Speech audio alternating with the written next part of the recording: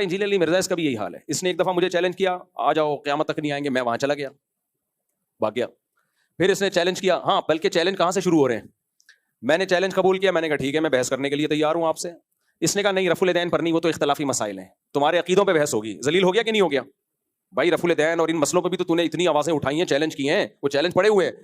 ذلیل ہو گیا کہ لوگ سمجھ گئے رفع الدین پہ بات ہی نہیں کر سکتا. بھائی تمہارے پاس اتنے مضبوط دلائل ہیں تو آ جاتے. وہاں سے ذلیل ہوا. لیکن اس کے اسٹوڈنٹس کو یہ ذلت محسوس, بولو, کیونکہ ذلت ہمیشہ اس کو محسوس ہوتی ہے جس کو عزت محسوس ہوتی ہو. جو پہلے سے ذلیل ہو نا ان کو ذلت محسوس نہیں ہوتی. میں نے وہ رفع الدین, میں نے کہا چلو ٹھیک ہے ہم بات کریں گے حضرت معاویہ پہ, یہ بھی تو ہمارے عقیدے کا مسئلہ ہے. اس نے کہا نہیں حضرت معاویہ پہ بات نہیں ہوگی, یہاں بھی ذلیل ہوا. بھائی تو اگر اتنا کانفیڈنٹلی حضرت معاویہ کے خلاف بولتا ہے تو بیٹھنا. اس نے کہا نہیں بات ہوگی المہند المفند پہ. میں نے کہا چلو ٹھیک ہے بات ہوگی المہند المفند پہ. اس پہ بھی بھاگ گیا.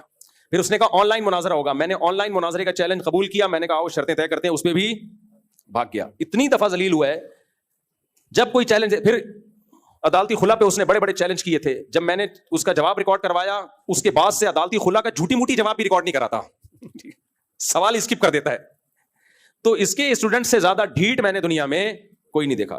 تو مولانا عمران صفدر صاحب کو آپ سن لیں, اس میں صرف انہوں نے یہ بتایا ہے ان کے کلپس میں کہ یہ کتنے بڑے بڑے جھوٹ بولتا ہے, حوالوں میں غلطی, عربی ترجمے میں غلطی, فضائل اعمال پہ کتنے جھوٹ باندھے اس نے.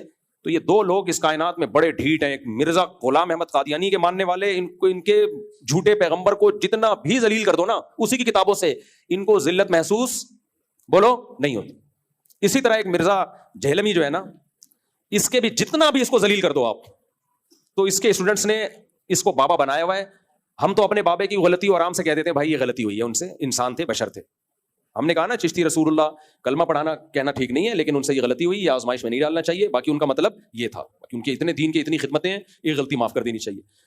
شیخ الحدیث مولانا زکریا رحمۃ اللہ علیہ کے ساتھ میرے والد صاحب نے ٹائم گزارا, وہ بتاتے تھے کتنے نیک تھے. ہم نے اپنے بڑوں سے سنا ہے کتنے, بھائی ایک آدھ غلطی ان سے بھی ہو گئی, ہو جاتی ہے. مجھے نہیں پتا وہ کون سی غلطی کو غلطی کہہ رہا ہے. وہ تو کرامتوں کے واقعات ہیں, وہ تو حدیث کی کتابوں میں بھی ہیں, وہ تو بخاری مسلم کے راویوں نے بھی بیان کیے ہیں. چلو فرض کر لو غلطی ہو گئی تو ہو گئی, اس سے کیا ہوتا ہے کہ ایک غلطی سے کوئی بزرگ کا بزرگی سے تھوڑی نکلتا ہے. ایسے ہی بہت سارے لوگ ہیں تو ہم تو مان لیتے ہیں. لیکن انجینئر کے جو فینس ہیں, فالوورز ہیں, وہ ڈھیٹ پنے کی انتہا کو پہنچے ہوئے ہیں.